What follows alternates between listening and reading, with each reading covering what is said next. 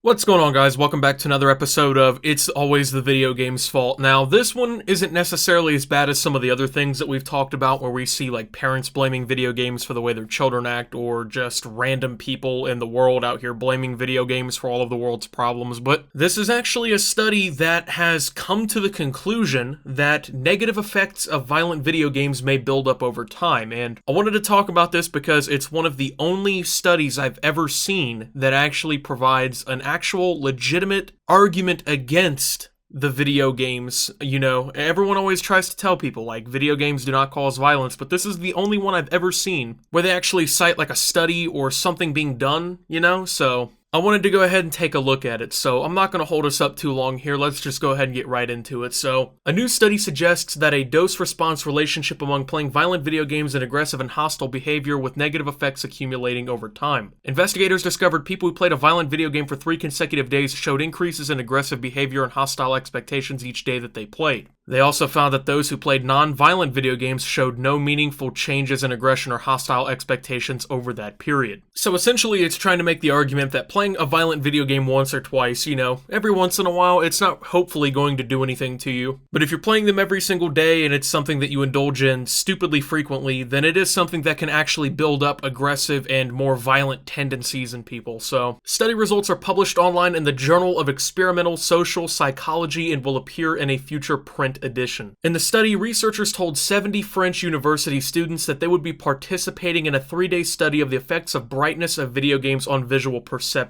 They were then assigned to play a violent or a non-violent video game for 20 minutes on each of 3 consecutive days. Now, here's where I immediately have my first problem with this study. Now, as most people who have done any sort of like, I guess, science classes or anything in school who have had to do any research should know, the accuracy of a sample size and the results that you gather from a sample size generally get better, and you can be more confident in them the more people that you have in said sample size. So, typically speaking, if you do a survey on 40,000 people, those results will be more accurate overall than if you only polled like 15 people, because you have a wider variety of life experience, a wider variety of different factors and elements that can really, I guess, kind of bring data in all different directions. So the fact that our sample size is 70, I think, is a little bit ridiculous for them to kind of be making these kinds of claims. Because in reality, 70 students from the same area isn't necessarily, I would say, the best sample size. In all reality, if you wanted to do something like this, you would want people from all over the place, from different backgrounds, from different regions, who played different types of games and things like that, who had different like backgrounds with like anger issues and mental health, things like that. That way, you could get kind of an overall, I guess,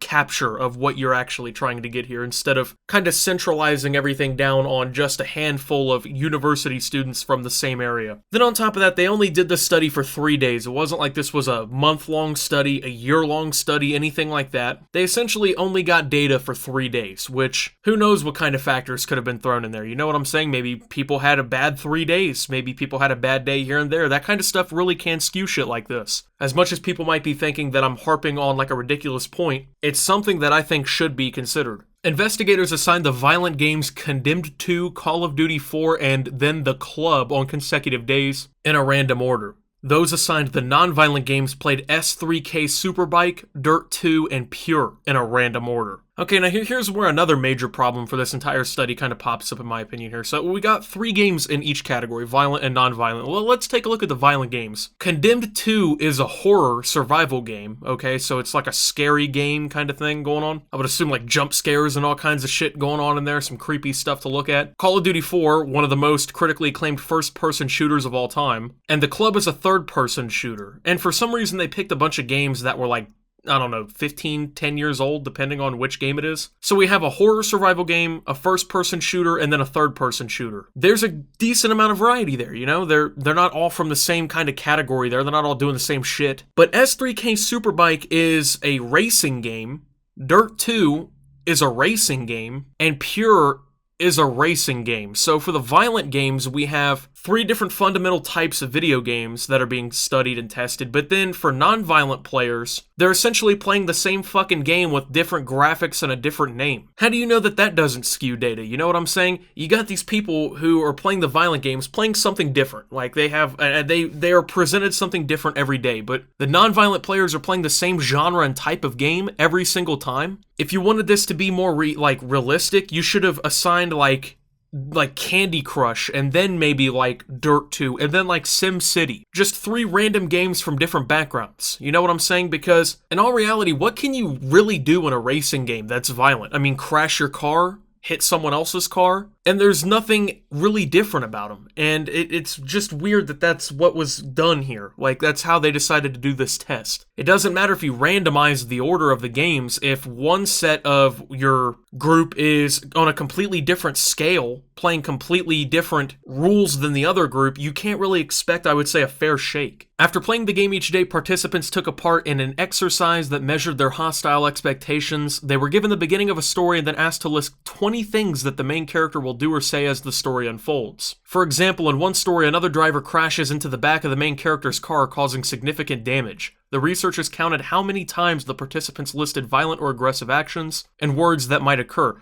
I don't understand how that would even be comparable, because, I mean, if you're playing a game where literally the only thing you could do is fucking crash into another car, go backwards, or literally finish the race, what can they say other than things like that? Of course the people playing violent video games are going to say more violent shit. They're over here shooting people, they're over here, getting 5 kill streaks in Call of Duty, getting the jump scared out of them by Slenderman, shit like that, and then you got these other dudes over here racing dirt bikes off-road. Students in the study then participated in a competitive reaction time task, which is used to measure aggression.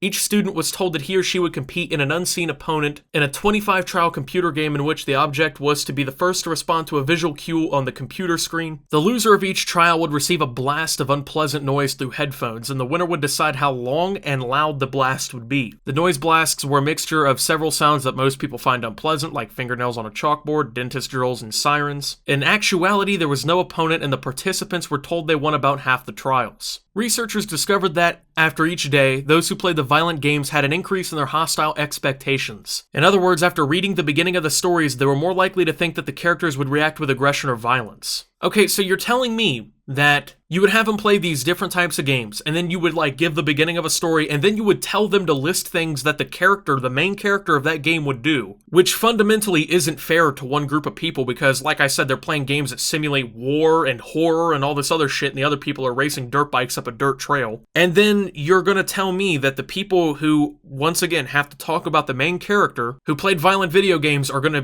talk more about violent shit? Well, color me surprised. I can't believe that would happen. People who have a steady diet of playing these violent games may come to see the world as a hostile and violent place, Bushman said. These results suggest that there could be a cumulative effect. Investigators believe this may help explain why players of the violent games also grew more aggressive day by day, agreeing to give their opponents longer and louder noise blasts through the headphones. Okay, first off, that doesn't mean that they see the world as a hostile and violent place. I mean, you're literally setting them up to fail and then wondering why they failed, and then writing down that they failed, and you're trying to use that as an example of why these people tend to fail. What the fuck are you thinking? What did you think was gonna happen? But I also don't honestly see how blasting loud noise against somebody would be considered aggressive. I get that it would maybe show that maybe they were less forgiving or something like that, but in all reality, if you want to tell me that someone's being aggressive, the last thing you'd want to do in science is tell me, oh, well, they were putting out really loud noise blasts against people, or what they thought were other people. Because in reality, if I were in that study,